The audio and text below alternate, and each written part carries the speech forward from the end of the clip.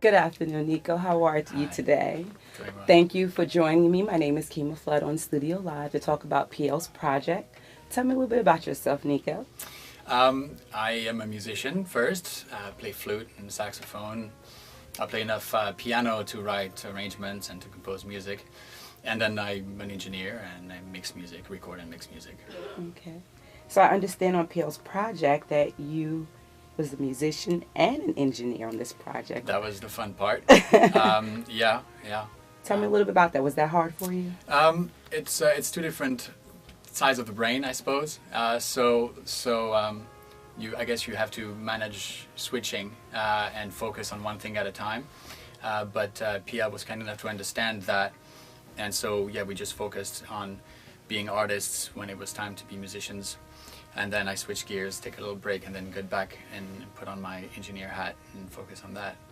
Okay, awesome. So, you work with PL on the arrangements. Did you see the string work coming?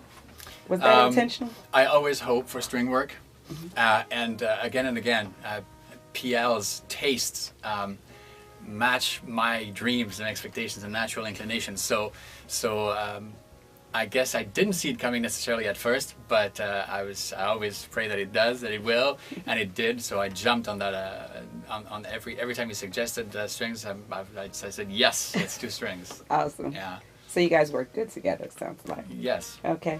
So is there anything you feel that is extremely unique in the way PL works, this project? Yeah. In terms of production mentality, he approaches this from a DJ, hip hop, remixer, mashup kind of standpoint, and I really find that refreshing because I rarely see that in jazz. I mean, hip hop has taken that approach from the get-go, sampling and stuff, and PL has this way of seeing music or hearing music, and he's always saying, well, you hear the bass line on that one, it would go well with that other record. I'm like, well, how do you hear that? And he does. So I like that very much. But and I also love his respect for live music and live musicians. Even though sometimes he wants he also bobs his head to a nice hip hop beat. But the one thing that was the most surprising at first was when he said that he wanted an upright and an electric bass on the same record. I mean, I'm always open to any idea, but I really was wondering how it was going to work out, and it worked out fantastic. I think one of the things that he knew that I didn't is that Mark Foster was going to play, and he just plays so well. He improvises very well, which is not the case for every bass player, and so his solos were beautiful. And so he treated one was the actual bass line, and the other one was just really a soloist.